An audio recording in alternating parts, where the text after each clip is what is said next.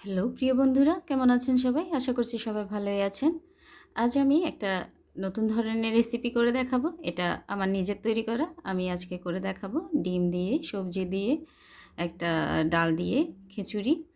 মানে সব কিছু একসাথে দিয়ে বলতে পারেন একটা জাগা খিচুড়ির মতো। তো দেখতে থাকুন কিভাবে তৈরি করছি। তো খিচুড়িটা রান্না করার জন্য আমি প্রথমে সবজিগুলা ভেজে নিচ্ছি। এখানে আমি সবজির মধ্যে গাজর, বরবটি, ফুলকপি, আলু মানে যা যা ছিল সব দিয়েছি। দিয়ে এটা ভেজে তুলে নিয়েছি। এখন ডিমগুলোও আমি একটু ভেজে নিচ্ছি। এখন কড়াইতে আবার দিয়ে দিয়েছি একটু তেল। তেলের মধ্যে এখন রসুন কুচি আর আদা কুচি দিয়ে দিয়েছি। দিয়ে এটা একটু ভেজে নিচ্ছি। এখন দিয়ে দিলাম পেঁয়াজ কুচি। পেঁয়াজটা দিয়েও আমি একটু ভেজে নেব। তো পেঁয়াজটা যখন ভাজা হয়ে যাবে, এখানে আমি চাল আর ডালটা অ্যাড করব। আমি এখানে চাল আর ডালটা মুগ ডাল নিয়েছি। আমি একসাথে ভালো করে ধুয়ে পানিটা ঝরিয়ে নিয়েছি। এখন দুটোই একসাথে আমি ভেজে নেব। আমি আগে থেকে আলাদাভাবে ডাল ভাজিনি। আমি একসাথে ভেজে নিচ্ছি ডাল আর চালটা।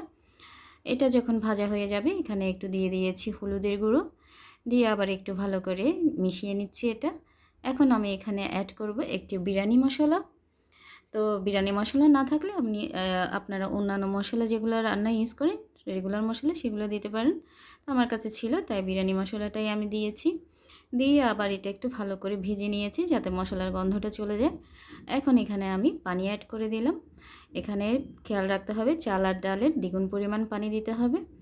তো দিয়ে দিয়েছি লবণ স্বাদ মতো। এখন দিয়ে দিয়েছি টেস্টের ব্যালেন্সের জন্য চিনি। চিনিটা অবশ্যই দেবেন, দিলে দেখবেন টেস্টটা দ্বিগুণ বেড়ে যাবে। আর এখন এখানে দিয়ে দিয়েছি কাঁচামরিচ। দিয়ে এটা ঢেকে আমি রান্না করে নেব। তো চালটা এখন মোটামুটি এখানে 70% মতন সেদ্ধ হয়ে গেছে চাল আর ডালটা।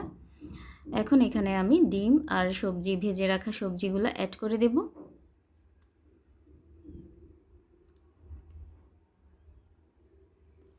এটা সবজি আর ডিমটা দিয়ে আমি এটা আবার ভালো করে মিশিয়ে আবার ঢেকে একটু রান্না করব, যাতে করে চালটা বাকিটা সেদ্ধ হয়ে যায়।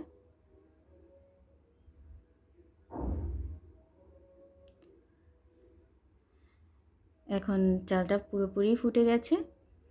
এখন এখানে উপর থেকে আমি আরেকটু ঘি ছড়িয়ে দেব টেস্টের জন্য।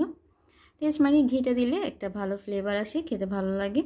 দিয়ে এটা আমি এখন একদম লো হিটে চুলাটা রেখে একটু দমে রাখবো। তো ব্যাস তৈরি হয়ে গেল মজাদার সবজি ডিম খিচুড়ি, ভুনা খিচুড়ি। তো কেমন লাগলো আমার এই রেসিপিটি তা অবশ্যই কমেন্ট করে জানাবেন। আর যদি ভালো লেগে থাকে একটা লাইক করবেন। আর আমার পেজটা ফলো করে আমার পাশে থাকবেন। সবাই ভালো থাকবেন। আজকে এ পর্যন্ত।